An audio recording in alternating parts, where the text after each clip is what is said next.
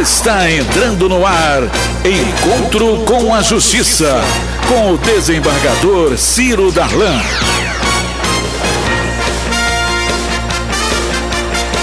Bom dia, ouvintes. Estamos aqui porque quando acontece no Judiciário Fluminense, vira manchete aqui no nosso Encontro com a Justiça.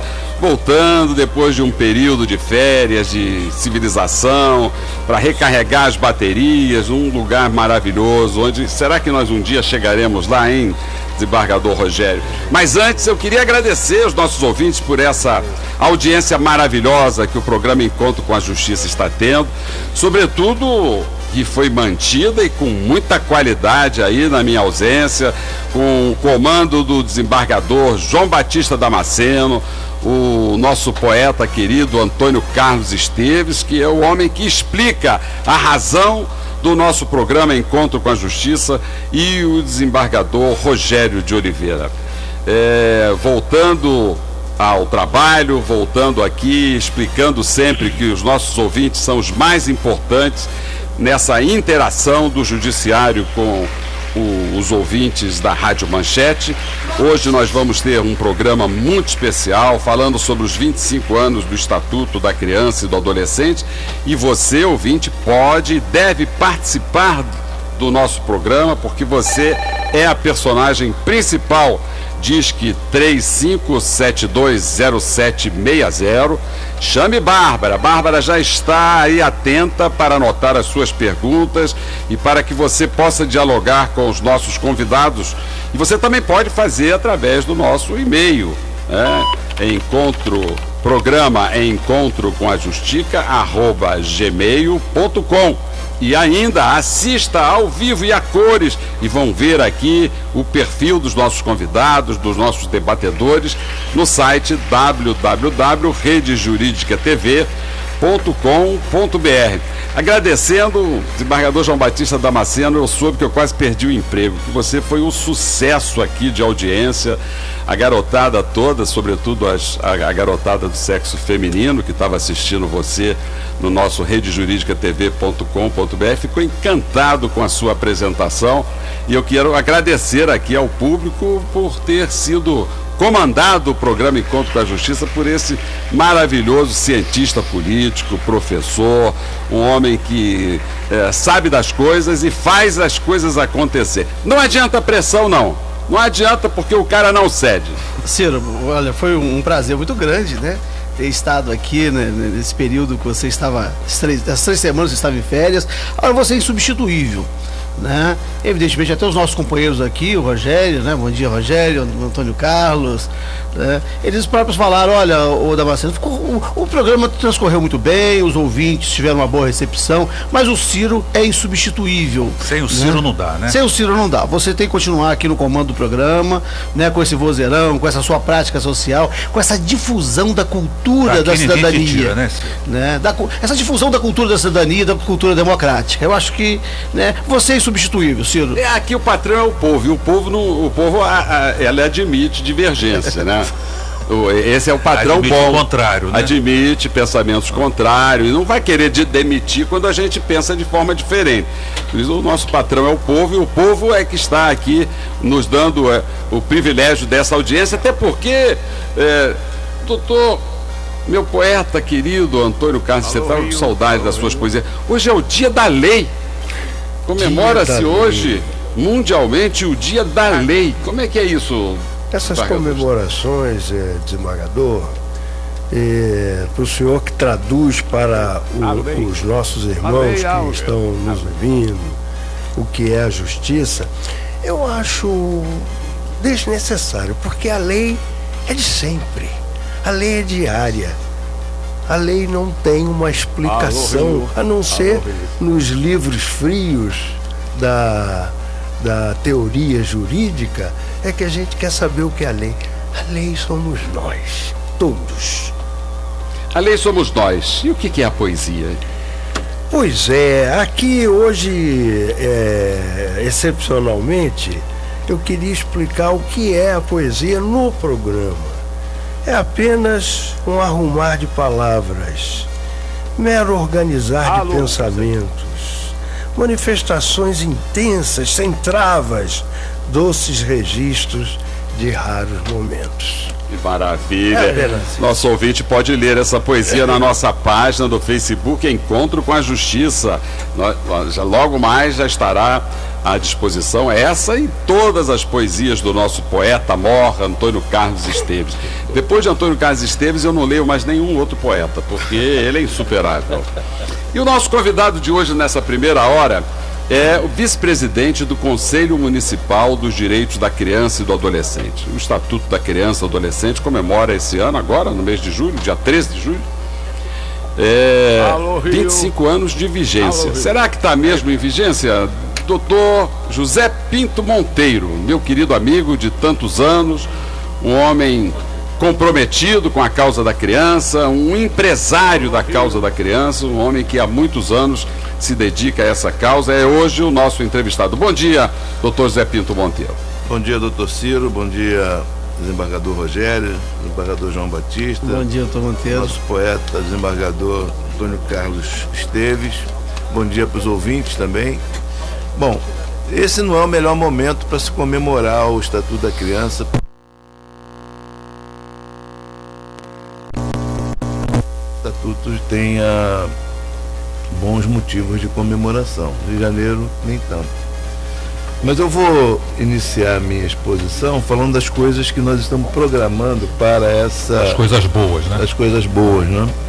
Nós vamos, na Assembleia Mensal do Conselho da Criança do Rio de Janeiro, do município do Rio de Janeiro, nós vamos fazer uma grande homenagem e convidamos o doutor Ciro Darlan para ser homenageado, vai ser o principal homenageado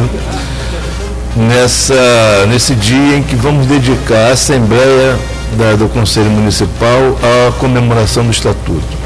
E também lá... Será que dia é isso? E é aberto ao público? Dia 13, aberto ao público. Dia 13 de julho. Agora, segunda-feira. Segunda-feira agora. E ele é aberto ao público. Onde será, né? Vai ser no prédio da Prefeitura, no Centro Administrativo São Sebastião, ali na Cidade Nova, no subsolo. Né? E aberto a todas as pessoas. E que horas, doutor Monteiro? Vai ser às 14 horas. 14 horas da segunda-feira. Nesse dia, como lá o Conselho também é a Casa do Povo, é a sucursal da Casa do Povo, né? Nós vamos e já recebemos algumas informações que teremos a participação dos grupos organizados no Rio de Janeiro que estão contrárias a essa posição do Congresso da redução da maioridade penal e serão muito bem acolhidos. Todos nós já iremos para essa festividade de luto, todos nós iremos vestidos de preto, porque estamos contra a redução da maioridade penal. A propósito, Monteiro, 104 advogados entraram no Supremo Tribunal Federal visando a anulação dessa sessão, essa sessão espúria, né, em que, por num ambiente absolutamente golpista, o presidente da Câmara colocou em votação da mesma legislatura uma proposta, uma emenda que já havia sido rejeitada anteriormente. Então isso vai ser submetido ao Supremo Tribunal Federal, que em última instância, quem diz o que está certo e o que está errado com relação à interpretação da nossa Constituição Federal. Então essa notícia é bastante alvissareira e nós esperamos que o Congresso, que o Supremo Tribunal Federal dê a última palavra e faça respeitar a Constituição. Pois é, isso é fundamental, Ciro. O João Mangabeira, em 1949, no centenário do nascimento do Rui Barbosa, ele discursou dizendo que na República o Supremo, o Judiciário, foi o poder que mais falhou, né? O poder moderador que se tem na divisão de poderes, todo Estado tem alguém que exercita o poder moderador. Esse papel foi encarregado ao Judiciário na República. E pela falha do Judiciário é que nós tivemos 19 intervenções militares, a necessidade de 19 intervenções militares ao longo da República. A mais drástica delas que durou 21 anos. né? Então o Supremo, né, neste momento, ele tem um papel de poder moderador, de fazer valer as leis, de fazer como guardião da Constituição, e ele não pode abdicar desse papel. Então o Judiciário tem um papel político, né? O Judiciário não é um poder apolítico, ele é um dos 3 poderes políticos do Estado. Talvez ele não seja mais político. ele não formula opções políticas, né? Mas a ele compete o papel político de realizar a ordem jurídica. E a sociedade, neste momento, espera do Judiciário, né, a garantia dos direitos, né, para o pleno exercício da cidadania. O Supremo está com uma questão nas mãos, né, que é essa questão da redução da maioridade penal, que não é ela em si, mas o golpe que se deu para aprovar uma emenda já rejeitada, né, uma segunda emenda chamada emenda aglutinativa, né, e vamos ver o que o Supremo vai decidir isso aí, ou se vai abdicar do seu papel. A propósito, o que você disse, Damasceno, que compete ao Judiciário cumprir e fazer cumprir a lei. Aliás, esse é o nosso compromisso ao assumir a toga. Juramento. É esse. E numa reunião recente, doutor Monteiro, com o presidente do Tribunal de Justiça e algumas representações, inclusive a presidente do Conselho Estadual dos Direitos da Criança e do Adolescente, a Mônica Alckmin, e representante também do cardeal, aliás, o próprio cardeal estava presente. O presidente disse: o problema é de todos nós. Como assim, cara pálida? O problema é o Judiciário, que tem que fazer cumprir a lei, fazer respeitar a lei. Então, se nós estamos comemorando 25 anos do Estatuto da Criança e do Adolescente, queria lhe ouvir, e não estão sendo respeitados os direitos fundamentais de crianças e adolescentes, há crianças que estão sendo assassinadas nas instituições do Estado, e aí o presidente do tribunal lava as mãos e diz assim: não, o problema é de todos nós, vocês têm que ajudar. Como assim? Quem que tem que fazer cumprir a lei? Compartilhou a sua missão, né, com... Bom, o Rio de Janeiro, especificamente, eu gostaria de deixar isso aqui registrado, tenho falado isso em outras oportunidades, também em outras reuniões. O Rio de Janeiro rasgou essa página da nossa Constituição, né? A página do artigo 227 da Constituição, que fala da prioridade absoluta. E essa situação que o Rio de Janeiro criou, né, de uma forma deliberada, essa semana nós tivemos 2 fatos que me remeteram imediatamente a essa comemoração. O primeiro foi o sequestro relâmpago do arcebispo da cidade, Dom Anani Tempesta. Quando ele foi resgatado, a primeira reação na entrevista que ele fez não foi de pedir mais policiamento, pedir mais justiça, ele foi rápido, direto, falando no seguinte: nós temos muito trabalho para fazer. Nós temos que investir mais nas crianças e nos adolescentes dessa cidade. Como um pastor deve falar, né? Essa é a palavra de um pastor. Deve falar. E imediatamente, no dia seguinte, eu abro a Folha de São Paulo e leio o Vladimir Safatli, aquele colunista da Folha, falando do medo, né, que a comunidade europeia tentou impor ao povo grego, né, onde a civilização teve o início, né, da sua formulação do ser humano, né, deixou de ser bicho para ser ser humano inteligente. Esse medo, ele imposto, dizia o seguinte: vocês não são capazes de se reerguer, nós é que temos que fazer isso. O povo se rebelou e disse não. E esse não, e imediatamente esses 2 fatos me remeteram para o Rio de Janeiro, município e estado.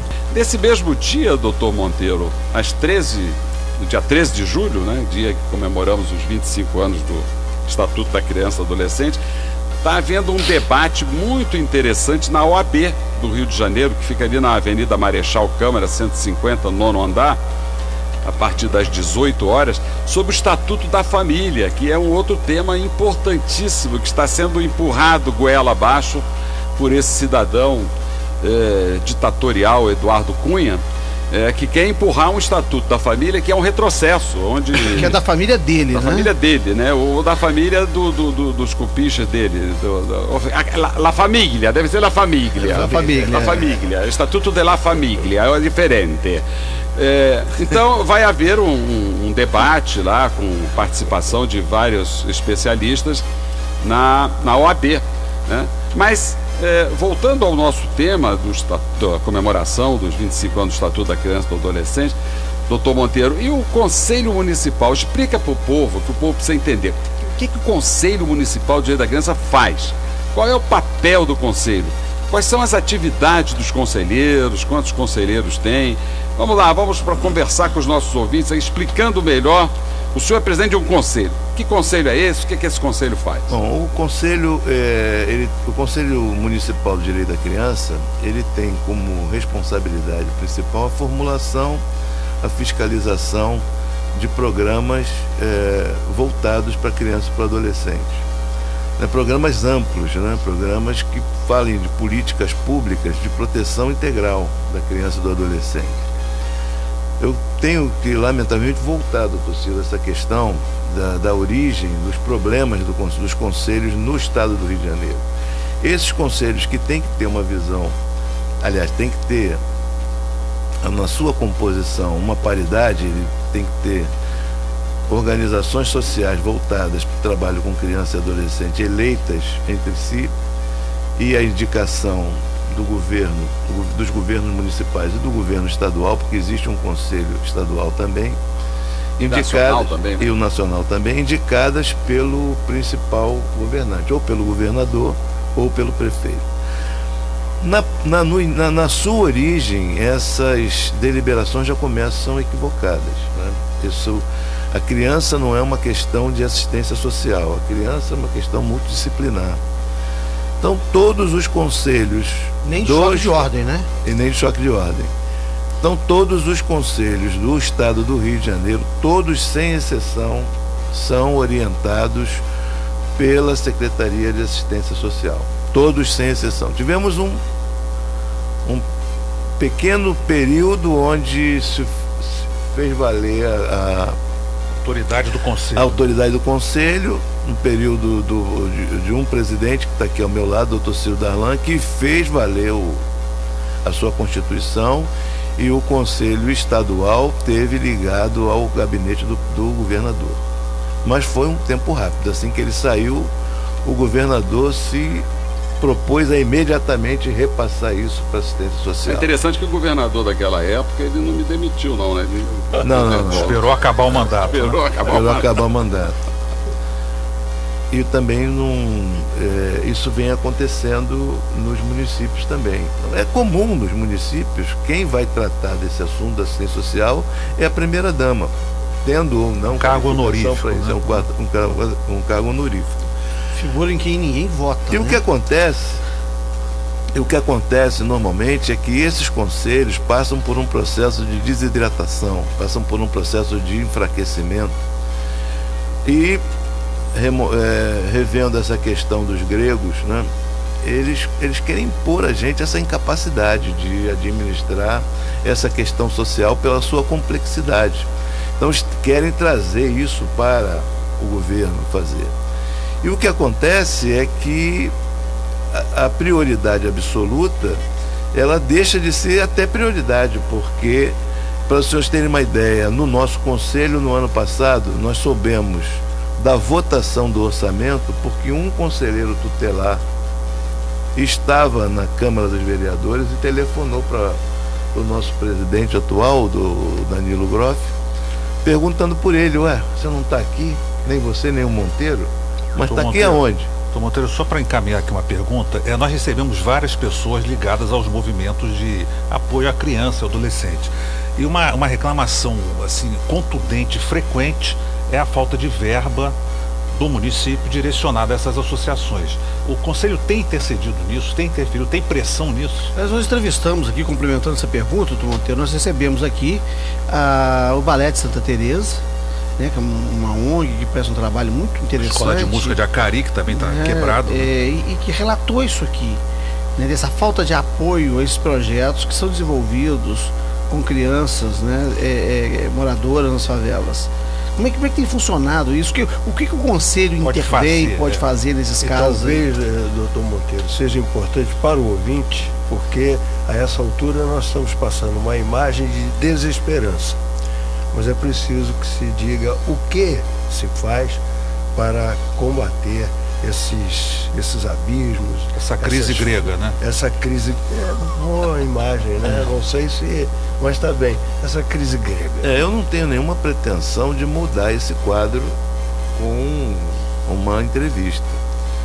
E nem tenho esse poder, mas esse processo passa por essa revisão mesmo da situação que o Rio de Janeiro se encontra. Nós temos casos isolados que não são casos isolados. O Balé de Santa Teresa e a Escola de Música de Acari não são casos isolados, não. São várias.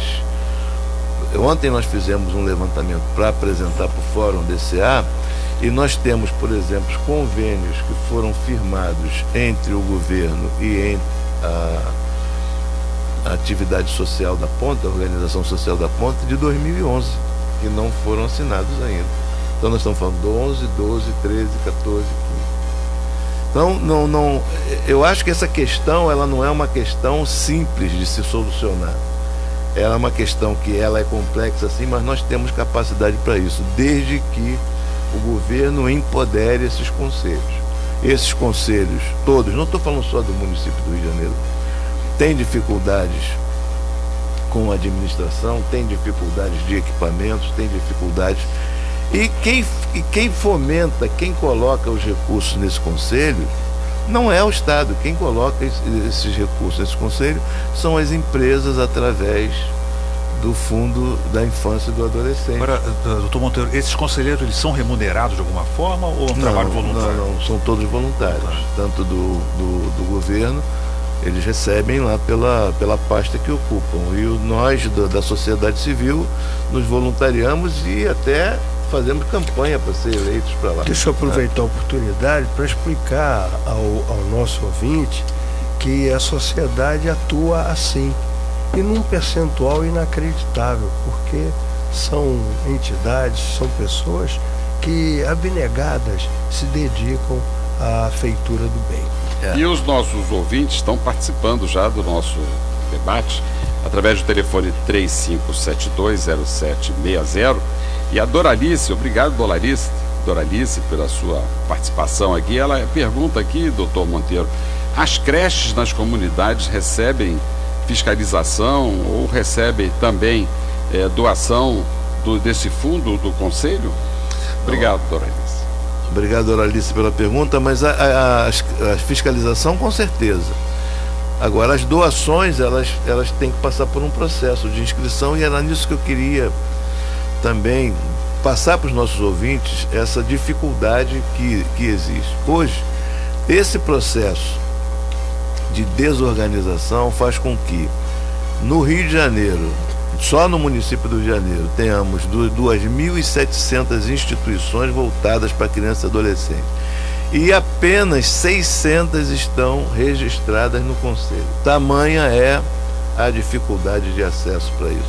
Acesso esse que não é deliberado pelos conselheiros, mas pela máquina administrativa. E tem uma senhora que tem uma creche lá no Morro do Pavãozinho, e ela está querendo recursos do Conselho. Ela está perguntando aqui, o que ela tem que fazer? Ela tem que estar inscrita, ela tem que estar inscrita num cadastro no Conselho? É isso que tem que fazer? Ela tem que se registrar no Conselho. O Conselho que libera os recursos ou é o município? Não, do Fundo da Infância, teoricamente seria o Conselho, mas o ordenador da despesa é sempre uma autoridade municipal, no caso o secretário de Assistência Social hoje no Rio de Janeiro. Pela lei, doutor Rogério, esse fundo ele devia ser autônomo. Mas o que fazem todos os governantes? Todos os fundos, né? E todos os fundos. Eles colocam na Caixa Única. Exatamente. E aí fica dependendo da vontade política do governante, que nunca vai liberar dinheiro para manter uma creche lá no Morro Pavãozinho. Aliás, Ciro, na verdade, isso é uma apropriação indébita. E aí a gente volta àquela questão. E por que não funciona? Por que não funciona? Não funciona porque não há fiscalização devida do Ministério Público e não há a decisão que deveria ter do Judiciário. Exatamente. Então, no momento em que o presidente do tribunal sai com essa aí, o problema é de todos nós, não, o problema está nas costas dele, está na responsabilidade dele, ele está fugindo da responsabilidade. Isso que o doutor Monteiro está falando aí, angustiado, que as coisas não funcionam porque não querem que funcionem. Ciro, não chega a ser bem uma apropriação indébita, mas é com certeza desvio de verba. A diferença de desvio de verba e desvio de renda é que no desvio de renda se apropria do dinheiro público. No desvio de verba, usa-se a verba de uma finalidade com outra finalidade. É caso de improbidade administrativa. Então, é caso de improbidade administrativa. Isto é o desvio família, né? de verba. Né? Usar a verba com uma finalidade em outra. E você está falando do Pavão, Pavãozinho. O pessoal mete a mão em todos os fundos que tem. Né? Mas eu fui visitar esse complexo de favelas. Então o Pavão é a parte mais baixa, depois vem Pavãozinho, depois vem Vietnã e lá em cima tem o Caranguejo. Né, que é uma região onde eu não via casa de estuque, aquela de barro batido, há 30 anos da minha vida. Vi há poucos meses atrás, lá no topo, nessa quarta favela, né, que é bem dividido em classe, né, Pavão, Pavãozinho, Vietnã e Caranguejo. E aí tinha uma criança andando de um lugar para outro, eu falei assim, quem é essa criança? Quem é o responsável dessa criança? Uma menininha, uns 2 anos e meio, 3 anos. Eu falei assim, a mãe dela está trabalhando. Eu disse, com quem ela está? Ela está com a tia. Né? Tia, a senhora é tia? Não, eu sou a tia que tomo conta das crianças aqui no Caranguejo. A mãe paga uma importância. Ela dá uma importânciazinha. É um conceito de creche, exatamente. Então ela pega todas as crianças ali e fica durante o dia tomando conta daquelas crianças, né, enquanto os pais saem para trabalhar. Né? Então algo assim que está muito mais no contexto da solidariedade, já que vamos falar aqui de experiências positivas, né? Muito mais no contexto da solidariedade social do que propriamente no conceito de prestação de serviço. Né? Então que nós temos uma situação que é calamitosa, né? A situação do Caranguejo, por exemplo, né? Que é o topo ali daquele morro, é uma situação de pessoas no mais alto grau de vulnerabilidade e de miserabilidade, né? E que tem que sair para trabalhar, tem que deixar os filhos com alguém sem qualquer amparo estatal e o que é pior, ainda com ameaça de remoção. Porque como são as casas mais recentes, casas muito precárias, né, estão correndo o risco de serem despejados para poder, né, caçar em outro lugar para construir os seus barracos de estuque. Propósito, o que o Papa falou sobre isso? O Papa acabou de falar sobre isso lá na Bolívia. O Papa falou ontem na Bolívia. Eu vou, inclusive, quando sair daqui a pouco, quando acabar o programa, né, mandar uma mensagem para a dona Orani, porque nós vivenciamos isso, né, Ciro? Quando tivemos aquela desocupação da Oi Telemar, que as pessoas acamparam no pátio da igreja, e o Papa disse ontem na Bolívia que os pobres, que aqueles sem teto, não devem desistir de ter um teto. E falou assim, resistam. Né? Foi uma mensagem de muita esperança, né? Que o Papa desejou, né, transmitiu ontem aos sem-tetos bolivianos. Mas isso foi na sua tradução. Na minha tradução, o Papa disse assim, ocupem que eu garanto. Mas ocupa mesmo, né? Não foi, o doutor Monteiro fala aqui de quando nós deixamos de ser bichos, né? Deixamos de ser animais e construímos a cultura. Uma das primeiras coisas que se fez foi sair da caverna e construir uma choupana, né? Que para se abrigar das intempéries. E foi ocupando mesmo o espaço que era comum que nós fizemos isso. Doutor Monteiro, nós estamos aqui comemorando os 25 anos do Estatuto da Criança e do Adolescente. Crianças não têm casa, crianças não têm creche, crianças não têm escola, crianças não têm família. Que direitos que nós estamos comemorando, doutor Monteiro? O senhor que é conselheiro do Conselho Municipal dos Direitos da Criança e do Adolescente. E que venho falando há pelo menos 10 anos de que essa prioridade absoluta para nós aqui, ela foi revogada. Não existe. Quer dizer, nós cumprimos a lei e a lei no final não funciona. Tem o conselho não tem poder. O conselho, olha, essa situação é tão complexa, né, que uma das primeiras reuniões que eu tive com o secretário atual, que é uma pessoa de bem, uma pessoa interessada, não, o doutor Dilson Pires, e falava exatamente disso, dessa dificuldade que era de trazer as instituições, cadastrar, não ter 600, porque eu não concluí, das 600, só 40, 45 têm acesso ao financiamento. E elas estão lá dentro do conselho e não são capazes de reunir documentos e reunir atividades que possam promover aquele repasse. Porque existe uma burocracia, e é nisso que eu queria falar. O próprio secretário, ele não me pediu confidência disso aí, falou disso em outras oportunidades. Ele falou assim: eu entendo bem qual é o teu problema, porque eu, quando assumi a pasta aqui, a primeira coisa que fiz foi visitar a Casa de Acolhimento Taiguara, que é uma casa famosa aqui no Rio pela desproporção que atua, né? Saí de lá convencido de que a gente tinha que fazer uma intervenção ali, chamei aqui arquitetura, chamei A, B, C, aqui na minha sala, produzimos um projeto. Isso tem 1 ano e meio e não fizeram nada até agora. Pois é, ele é o secretário, imagina é o vice-prefeito, o secretário, e é um homem que mora na favela, né? Ele mora na favela da Zona Oeste, né? Eu conheço, já tive a oportunidade de conversar com ele. O que me parece é que tem uma outra estrutura oficial, né, que agrupa essas verbas, que afasta até aqueles que estão no seio, né, do ente público e que querem, né, alguma transformação. Tem algo muito estranho ocorrendo nessa cidade, nesse estado. Nós vamos agora a um pequeno intervalo policial aí. Chegou a doutora delegada. É porque chegou a doutora delegada, que é a diretora da Academia de Polícia, onde os policiais são preparados. E hoje o tema, nossos ouvintes já podem começar a mandar perguntas através do telefone 35720760, que hoje o tema é a formação do policial civil, né, na Polícia Judiciária. E é muito importante, doutora Jéssica Almeida já está aqui nos nossos estúdios e vai responder tudo sobre a formação do policial, sobre a Academia de Polícia do Rio de Janeiro, essa instituição, Silvio Terra, essa instituição centenária, completou recentemente 100 anos de existência, uma das primeiras e das poucas academias de formação de policial do mundo. Vamos agora a um pequeno intervalo policial, hein? Vamos ao intervalo comercial. Deixa a polícia para a entrevista da doutora Jéssica. Deixa a polícia. Polícia para quem precisa de polícia. Comercial.